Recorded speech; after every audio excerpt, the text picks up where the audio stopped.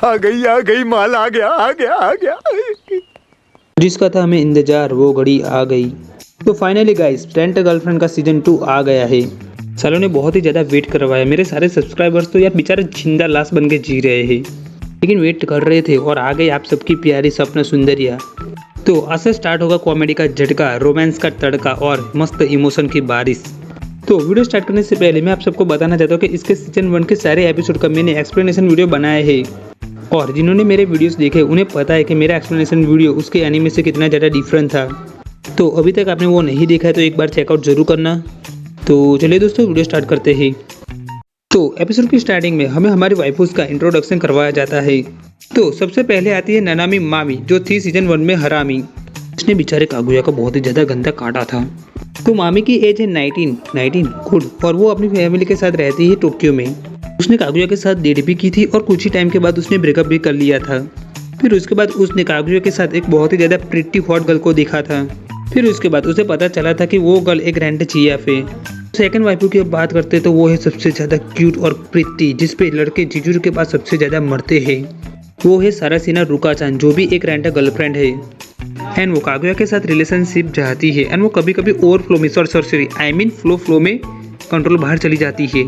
यार फ्लो की जगह ओवरफ्लो मेरे मुंह में से क्यों निकला, आपको पता है? तो रुका-चान के बात पे वापस आते तो भाई रुका-चान की भी गलती तो नहीं है, या जवानी का जोश है। तो हो जाता है फ्लो, हम भी हो जाए, लेकिन हमें कोई मिल जाए तो। एंड यहाँ पर रुका-चान ने कंप्लीट डेवलप माइंड से सोच लिया था कि चाहे मुझे कुछ भी करना पड़े मैं कागुया की जेब बन के रहूँगी। फिर उसके बाद आती है सबसे ज़्यादा शर्मीली और क्यूट गर्ल सुमी-चान। वो अपने आप को चेंज करना चाहती है ताकि वो दूसरे लोगों से अच्छे से बात कर पाए, इसलिए वो रेंट चियाफ की जॉब करती है। एंड कागुया से मिलने के बाद उसमें काफ़ी ज़्यादा चेंजेस आए थे, उसकी काफ़ी ज़्यादा हेल्प हुई थी। फिर उसके बाद आती है हम सब की अबे सालो सिर्फ मेरी मिजुहारा जिजुरु।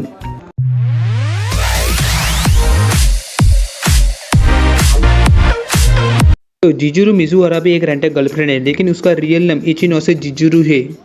जिजुरु एक रेंट गर्लफ्रेंड है, लेकिन कागुया ने उसकी फैमिली के सामने उसको एज ए उसकी गर्लफ्रेंड इंट्रोडक्शन करवाया था। फिर उसके बाद जिजुरु कागुया के एक्स से मिली थी और उसके एक्स को जिजुरु के बारे में सारी बातें पता चल गई थी।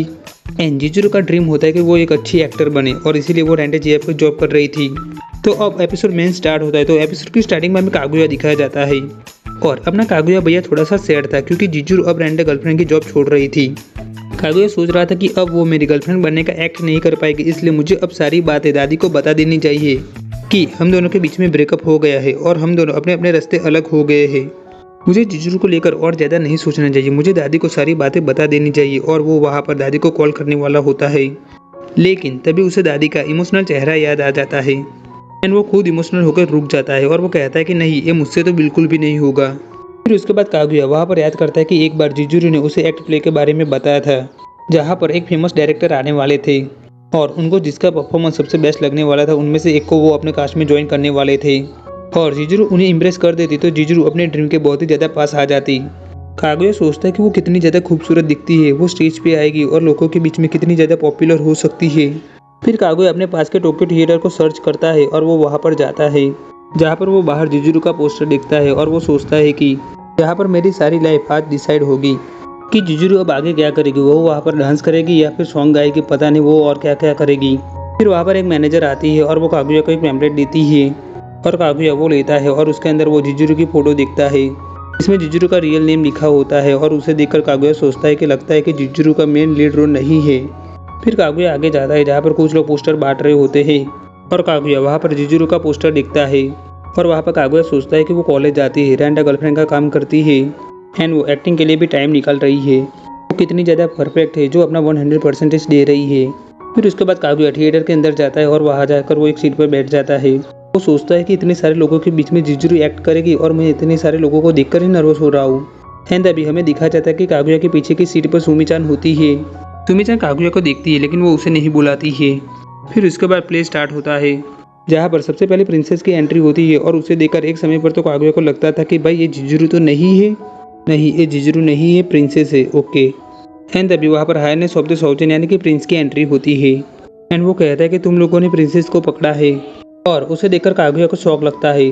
कागुया सोचता है तो वही है बीटीएस मेंबर की जैसे दिखने वाला यूमी-चान। एंड अभी वहाँ पर प्रिंसेस नैनी को बुलाती है। एंड अभी वहाँ पर एंट्री होती है जिजुरु की। उफ, इतनी कातिलाना दिख रही है।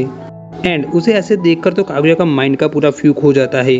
जिजुरु कहते कि तामाको-सामा आप मेरे साथ सेफ है। कागुया सोचता है कि वो अलग ही एक्टिंग कर रही है, जैसे वो रियल में उससे टोटली डिफरेंट एक्टिंग। उसे ऐसे देखकर मुझे अजीब फील हो रहा है, मैं स्टोरी पर भी फोकस नहीं कर पा रहा हूँ। एंड तभी जिजुरु अपना कैरेक्टर वहाँ पर चेंज करती है और वो वहाँ पर कॉमेडी करना स्टार्ट करती है। एंड उसकी कॉमेडी सच में लोगों को बहुत ही ज़्यादा अच्छी लग रही थी। कागुया सोचता है कि मुझे यकीन नहीं हो रहा है कि वो इतनी अच्छी से सबके सामने ऐसे कैसे कर सकती है। उसने अपना पूरा कैरेक्टर ही चेंज कर दिया है, उसके बावजूद भी वो इतना बेस्ट दे रही है। एंड वहाँ पर जिजुरु की कॉमेडी से सच में लोगों को हंसी आ रही होती है। एंड वहाँ पर कागुया भी अपनी हंसी को नहीं रोक पाता है। कागुया सोचता है कि इतना ज़्यादा अच्छे कैसे हो रहा है, क्या स्क्रिप्ट इतनी ज़्यादा अच्छी है? नहीं, ये जिजुरु का कमाल है। वो हर एक एक्सप्रेशन एकदम परफेक्ट दे रही है, वो सच में बहुत ही ज़्यादा अमेजिंग है। फिर उसके बाद प्ले के लास्ट में जिजुरु मरने वाली होती है। प्रिंसेस कहती है कि नहीं, तुम मुझे ऐसे छोड़ के नहीं जा सकती हो। जिजुरु कहती है कि प्रिंसेस अपना ध्यान रखना। प्रिंसेस कहती है कि नहीं, तुम मुझे ऐसे छोड़ के नहीं जा सकती हो। जिजुरु कहते कि मैंने आपसे वादा किया था कि लास्ट टाइम तक आपको मैं सेफ रखूंगी, लेकिन अभी मेरे जाने का टाइम आ गया है। जिजुरु की एक्टिंग देखकर जो सब लोग पहले हंस रहे थे वो अब रो रहे होते हैं, क्योंकि इतना ज़्यादा अच्छा लास्ट का इमोशनल एक्ट जिजुरु ने किया था। और वहाँ पर एक्ट पूरा होता है और सब लोग जिजुरु की एक्टिंग से बहुत ही ज़्यादा खुश थे। फिर उसके बाद एक्ट के मैनेजर जिजुरु से बहुत ही ज़्यादा खुश थे। वो कहते हैं कि जिजुरु तुमने काफ़ी ज़्यादा अच्छी एक्टिंग की, तुमने लोगों को हंसाया भी और रुलाया भी। तुमने 1 साल के अंदर अपने आप को बहुत ही ज़्यादा इम्प्रूव किया है। जिजुरु कहते हैं कि आप सबका थैंक यू, और जिजुरु वहाँ से जाती है। एंड इसके बाद वो अपनी बुक देखती है जिसके अंदर उसने कुछ मोटिवेशनल बातें लिखी होती है, जिससे उसे हमेशा आगे बढ़ने का हौसला मिलता था। और वो वहाँ पर बहुत ही ज़्यादा खुश हो रही थी क्योंकि सबने उसकी तारीफ की थी। उसे लग रहा था कि उसका ड्रीम पूरा होने वाला है, डायरेक्टर उसे सिलेक्ट कर देगा, जो कि वो डिजर्व भी करती थी क्योंकि उसने काफ़ी ज़्यादा अच्छी एक्टिंग की थी। फिर उसके बाद वो वहाँ पर कुछ आवाज़ें सुनती है और वो उस ओर जाती है और वो देखती है तो उसने जिनके साथ काम किया था, जो प्रिंसेस ने काम किया था, वो सब डायरेक्टर से बातें कर रहे होते हैं। एंड वहाँ पर 2 और लड़कियाँ खड़ी होती है और वो जिजुरु को देखकर बोलती है कि डील हो गई है, उसे सिलेक्ट कर दिया गया है क्योंकि उसकी जान पहचान थी। ये सच में हम सबके साथ बुरा हुआ है, ये अनफेयर है। एंड ये सुनकर जिजुरु थोड़ी शॉक्ड हो जाती है। एंड उसने अपने गोल को पाने के लिए जितनी भी मेहनत की थी वो सब कुछ उसे याद आ रहा होता है। एंड उसे बुरा भी लग रहा होता है, लेकिन वो अपने आप पे कंट्रोल रखती है। फिर उसके बाद लास्ट में वो सबके पास आती है, जहाँ पर यूमी-चान उसे कहता है कि ये तुम वॉर पार्टी में क्यों नहीं आई थी। जिजुरु कहती है कि सॉरी, मैं फिर बात करूँगी, और वो वहाँ से जाती है। फिर जिजुरु रास्ते में से जा रही होती है और वो सैड थी। फिर उसके बाद हमें कागुया दिखाया जाता है, जो रास्ते में से जाते हुए सोच रहा होता है कि जिजुरु रेंटे गर्लफ्रेंड की जॉब छोड़ देगी, लेकिन वो जो डिजर्व करती है वो उसे मिलेगा। आज उसने सच में एक्टिंग बहुत ही ज़्यादा ज़बरदस्त की थी, मुझे पूरा यकीन है उसे सिलेक्ट कर देंगे। एंड तभी वो किसी गर्ल से टकराता है और वो देखता है तो वो कोई और नहीं बल्कि जिजुरु थी। मजा आया। उन दोनों को एक दूसरे को देखकर शौक लगता है। जिजुरु कहते हैं कि तुम यहाँ पर क्या कर रहे हो और ये तुम्हारे पास एक्ट का प्लेयर बिल कैसे आया। कागुया कहता है कि बस मैं देखने के लिए आया था, तुमने सच में बहुत ही ज़्यादा अच्छा एक्ट किया। वहाँ पर सारे लोग तुम्हारी एक्टिंग की तारीफ कर रहे थे। मुझे पता नहीं मुझे इसके बारे में क्या कहना चाहिए, लेकिन तुम अमेजिंग हो, तुम और तुम्हारी एक्टिंग सच में अमेजिंग है। जिजुरु कहते कि अच्छा, वैसे तुम्हें एक्टिंग के बारे में पता ही क्या है।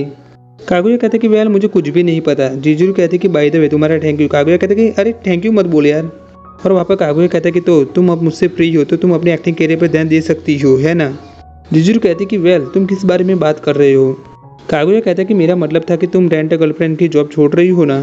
तुमने कहा था कि ये प्ले करने से अगर तुम डायरेक्टर को इम्प्रेस कर दोगे तो तुम्हारा ड्रीम पूरा हो जाएगा। जिजुरु कहते कि ओ वो तो नहीं हुआ, किसी और गर्ल को सिलेक्ट कर दिया गया है। कागुया कहता कि क्या, पर क्यों।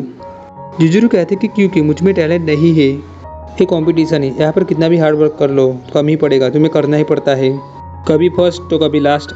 एंड शियोरी-चान सुपर प्रीति है यार, अब तो आई होप शायद मुझे फिर चांस मिले। कागुया सोचता है कि नहीं, मुझे ये यकीन नहीं हो रहा। जिजुरु कहते हैं कि वैसे अभी तो मैं रेंट गर्लफ्रेंड की जॉब छोड़ने का नहीं सोच रही हूँ, मुझे और मेहनत की ज़रूरत है। कागुया सोचता है कि वो कितना सब कुछ सहन करती है, लेकिन वो अपनी फीलिंग को दिखाती नहीं है। वो सच में अंदर से बहुत ही ज़्यादा अपसेट है। उसके सामने तो मैं कुछ भी नहीं हूँ, मैं उसके सामने एक रेत का कंकड़ भी नहीं, कुछ भी नहीं हूँ मैं।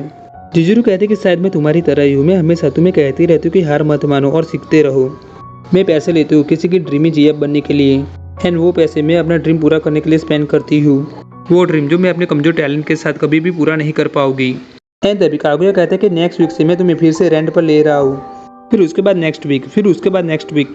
जिजुरु कहते कि क्या तुम पागल हो गए हो क्या, तुम्हें पता भी है तुम्हें कितना पैसा खर्च करना पड़ेगा। कागुया कहता है कि आई डोंट फकिंग केयर, मैं जॉब करूंगा, मैं अपनी जीभ फटने तक काम करूंगा, पर मैं तुम्हारे लिए पे करूंगा। तुम हर दिन वर्क करते हो, रेंट टाउन अपार्टमेंट में रहती हो, एक्टिंग स्कूल जाने के लिए तुम रेंट जीएफ की जॉब करती हो, अपने बिल्स को पे करने के लिए। तुम सच में अमेजिंग हो, तुमने आज बहुत ही ज़्यादा अच्छा काम किया था, तुम उस स्टेज पे सबसे ज़्यादा बेस्ट एक्टर थी। मैं तुम्हारी और तो हेल्प नहीं कर सकता, लेकिन मैं तुम्हें ज़्यादा से ज़्यादा रेंट पर रख कर तुम्हें पे कर सकता हूँ, जिससे तुम्हारा ड्रीम पूरा करने के लिए तुम्हें हेल्प मिलेगी, और इसके लिए मैं बहुत ज़्यादा वर्क करूँगा।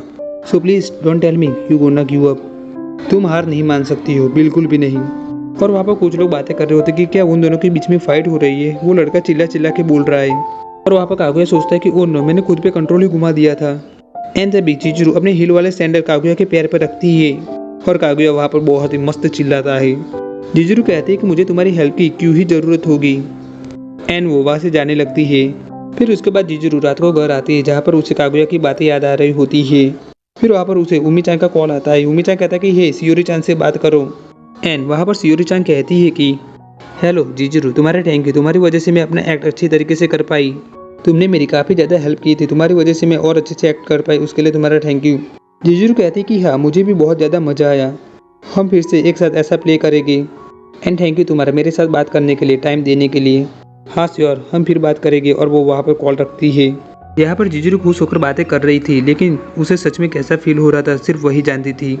उसकी बुक उसके सामने थी, जिसपे लिखा था कि play goal no regrets, and वहाँ पर चिजुरू की आँख में से आंसू आते हैं और वो रोती है। और यहाँ पर चिजुरू को जो फीलिंग हो रही होती है वो सच में बहुत ही ज़्यादा गंदी फीलिंग होती है। जब आपके अंदर टैलेंट हो, आप अपने गोल के लिए सब कुछ लगा देते हो, आप दिन रात काम करते हो, लेकिन कोई और उसे छीन जाए जो उसे डिजर्व भी ना करता हो।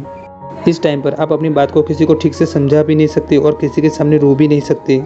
एंड तभी चिजुरू के फ़ोन में नोटिफिकेशन आता है, और वो देखती है तो फ्रेंड गर्लफ्रेंड डेट के लिए रिक्वेस्ट आई थी, और कस्टमर यूजर का नेम था एक्वेरियम लैड, मतलब कि अपना कागुया नल्ला। और चिजुरू वहाँ पर कागुया की बातों को याद करती है, एंड वो वहाँ पर रोने लगती है, और वो कहती है कि तुम सच में पागल हो बाका। और यहाँ पर ये एपिसोड होता है फिनिश। तो दोस्तों इसकी शुरुआत तो बहुत ही ज़्यादा मस्त हो गई है, आगे और कैरेक्टर आएंगे तो और भी मज़ा आएगा। तो दोस्तों मेरा वीडियो आपको अच्छा लगा तो वीडियो को लाइक जरूर करना, और दोस्तों प्लीज़ कमेंट्स करो यार, मुझे कमेंट्स चाहिए। और ये वीडियो अपने सारे एनिमे फैन के साथ शेयर जरूर करना, और हमारे चैनल पर आप नए आए तो प्लीज़ चैनल को सब्सक्राइब जरूर कर देना। तो दोस्तों मिलते हैं नेक्स्ट वीडियो में।